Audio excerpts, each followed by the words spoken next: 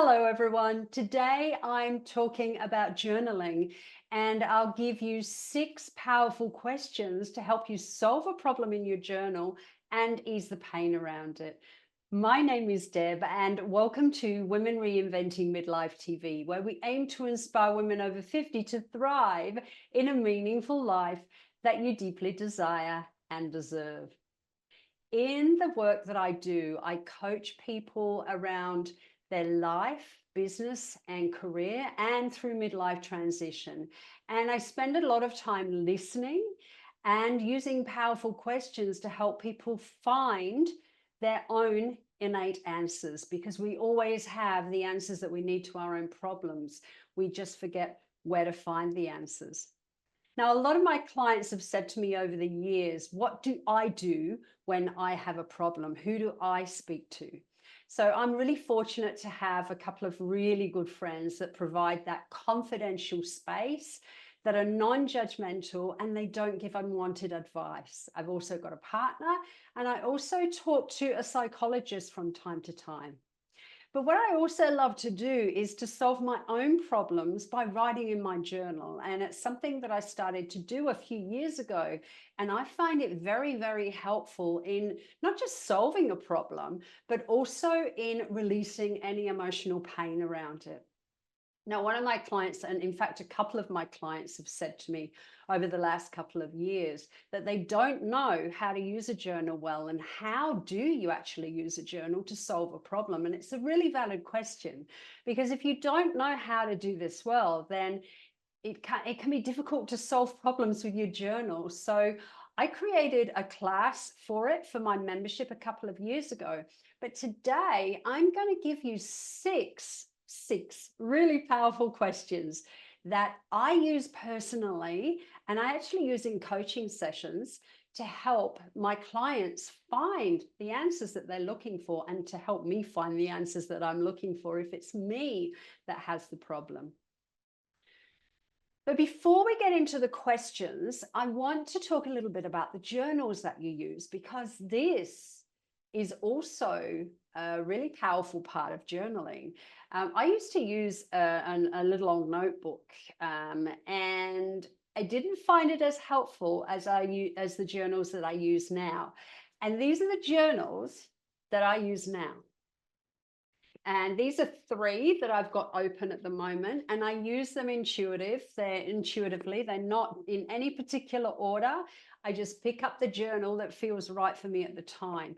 Now, what I love about these journals is this: they're filled with beautiful art and insights. So they're created by intuitives. So they're filled with beautiful, this is an Alana Fairchild journal, it's beautiful, filled with beautiful insights and beautiful art. And what I really like about it is sometimes when I'm journaling through a problem, I will open a page to write a little bit about the problem, and the insight that's being shared on that page already gives me insight into the problem that I'm working through. So I really encourage you to look for these sorts of beautiful, beautiful journals. Now, you can probably get them online, I'm sure you can, but I got these from the Crystal Ball Bookshop in Cairns, and that's where I go to buy all my journals. I buy my journals there for my clients as well, for my retreats. And I'm sure that you would find this type of journal in any spiritual shop, any bookshops, any crystal shops would have this kind of thing. So I encourage you to find really beautiful journals. They're not expensive. These last me for ages, and they cost me, I think they're like $40 or $50 each journal. So really worth looking for. Okay, let's get back to those questions, because the questions are incredibly important too, because they help us work through a problem. So the first question is to identify and feel the emotion. So the question is, what emotion am I feeling, and where am I feeling it? What emotion am I feeling, and where am I feeling it? Why is this question important? Because if we don't identify the emotion and we don't allow, well, if we don't identify it, it becomes difficult to feel it and to acknowledge it. So we want to acknowledge the emotion, because when it's acknowledged, it becomes so much easier to let it go. And emotions can be felt in any part of our bodies. So it's important to ask yourself the question, what emotion am I feeling and where am I feeling it? Number two is to be honest about the cause. Be really honest about the cause, because nothing and no one has the power to make us feel anything. I'm going to say that again. Nothing and no one has the power to make us feel anything. We feel the emotion because of the meaning that we're placing around that particular situation. So if we change the meaning, then the emotion will change. So the question is, what happened and what am I making it mean? The question is, what happened and what am I making it mean? Because we are wired to see things in a certain way. And we're wired because of the way that we filter information, which is based on things that we've experienced in the past. So when we ask ourselves this question, we hone in on the actual cause of the emotion and identify the real cause of it. Number three is about being ready to let it go, because we can even know the perception that we've created around it, and we can even know that that perception might be making us feel a certain way, and still not be ready to let go of it. So this question has a bit of power to help you let go of it. So the question is, what is this perspective or perception or belief or way of thinking costing me? What is it costing me in terms of peace of mind, in terms of feeling good about myself? What is this belief, this way of thinking costing me? What is it creating for me? What is it getting in the way of me feeling? Being really, really honest with yourself about this. It helps create the readiness to let go of the perception that's actually causing the issue or causing the pain for you at the moment. It's about being ready to see things in a really different way that's going to be a lot more empowering for you in finding the solution.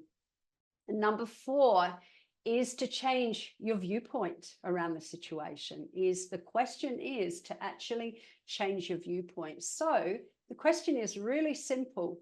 What else could it mean instead? What else could it mean instead? Now, like I said before, we're wired to see things in a certain way. And because of that, we kind of have tunnel vision around situations that happen around us. So we automatically go to that type of meaning because that's the way that we're wired. But we can rewire ourselves to expand our awareness to see what else could be going on instead. And I let you know, there's generally a lot more that's going on instead. And what's really going on is often, or more often than not what we initially think it is. So it's asking yourself that question, what else could this mean instead? What else could this situation mean instead? What could really be going on here? And writing down as many meanings that it could be instead.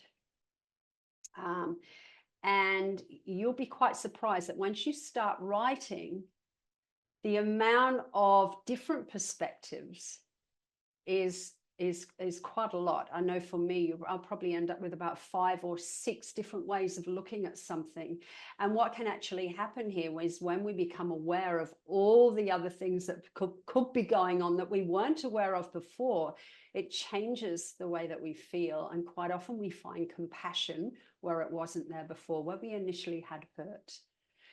So before I go into the final 2 questions, if you're finding this content helpful so far, please remember to subscribe to this channel because it supports me in continuing to bring this kind of helpful information to you.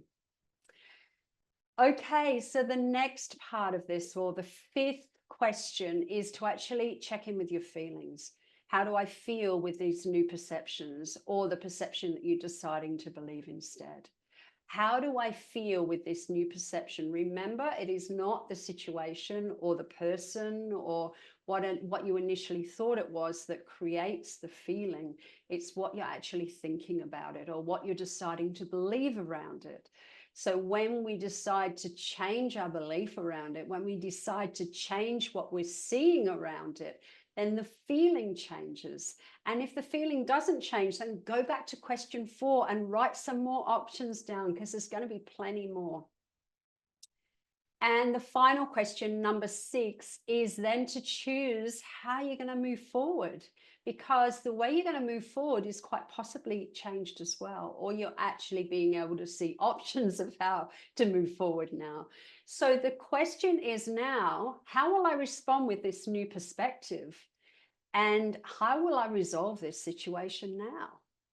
How will I respond with this new perspective? And how will I resolve this situation now?